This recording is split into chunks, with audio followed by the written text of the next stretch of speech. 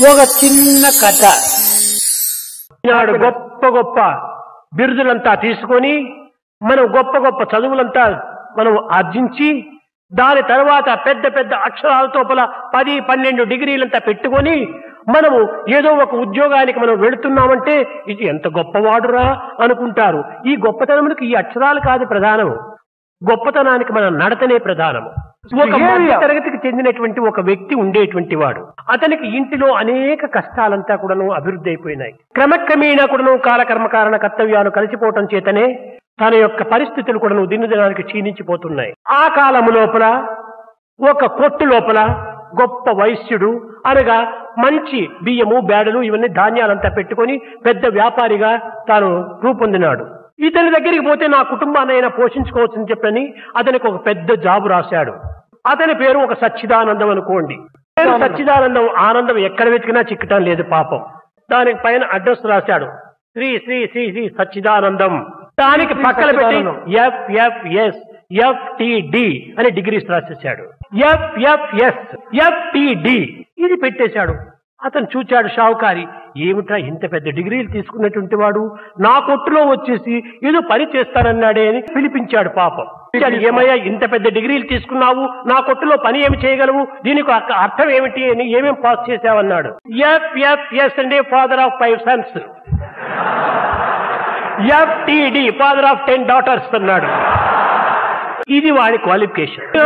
మనము ఇలాంటి వాడు ఉన్నదైనా పెట్టుకున్నాడు, కానీ మనం లేని పెట్టుకుంటున్నాం. కనుక ప్రక్క లోపల మనం అక్షరాలు డిగ్రీలుగా తీసుకోవటం కాదు ముఖ్యము, మన ప్రవర్తనలో దాన్ని నిరూపించాలి. అక్షరాలకి నాడు ఏమాత్రము విలువ లేదు. నీ యొక్క క్షరాన్ని అక్షరంతో లీనం చెయ్యాలి. క్షరము క్షేత్రము, అక్షరము క్షేత్రజ్ఞుడు అని. అక్షరము అనగా జీవబ్రహ్మ ఐక్యానుసంధానము అని దీనికి అర్థం. అనగా అఖండమైనటువంటి అనంతమైనటువంటి అమృతత్వమైనటువంటి ఈ యొక్క తత్వానికి అకారము అనేటువంటిది ఆత్మస్వరూపం. క్షరము అనగా నశించిపోయేటువంటిది, క్షీణించిపోయేటువంటిది, దుఃఖములకు గురి అయినటువంటిది. కనుక అనిత్యమైనటువంటి క్షరము, నిత్యమైనటువంటి అకారము రెండింటి యొక్క చేరికనే అక్షరము అని. అనగా జీవుడు దేవుడితో కూడినప్పుడే వాడు అక్షర స్వరూపుడు అవుతాడు. జీవుడు క్షరము, దేవుడు అకారమైనటువంటి ఆత్మస్వరూపము. కనుకనే తులసిదాసు కూడాను చెప్పాడు, అకార రకార మకారముల యొక్క తత్వాన్ని గురించి యోచిస్తూ కుశానుభాను హిమకరతే అన్నాడు. కుశ భాను హిమకరతే అన్నాడు. కుశుడు అనగా అగ్ని, భానుడనగా సూర్యుడు, హిమమనగా చంద్రుడు. కనుక అగ్ని సూర్య చంద్రాలతో కూడినటువంటి నామము నీ నామము రామచంద్ర అన్నాడు. రామ రామ.